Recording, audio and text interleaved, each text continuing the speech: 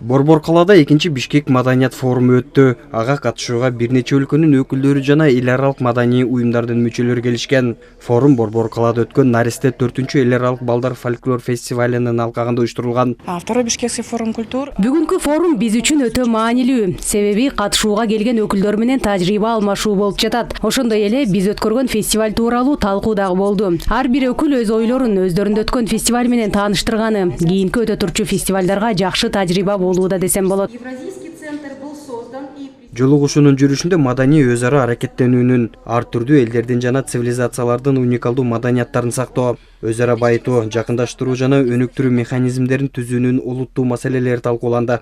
Ежегодно формат игр у нас стандартный, как в Международном Олимпийском комитете.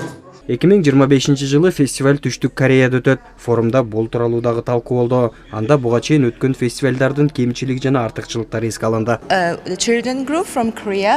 Бүгүнкү форумдун жүрүшүндө жакшы талкуулар болду. Анда келген өкүлдөр өздөрүнүн өлкөлөрүндө өткөргөн фестивалдары менен тааныштырды. Ошондой эле Бишкекте өткөн Наристе эл аралык балдар фольклор фестивалынан биз пайдалуу тажрыйба алдык. Себеби келе жаткан жылы менин өлкөмдө Түштүк Кореяда өтөт.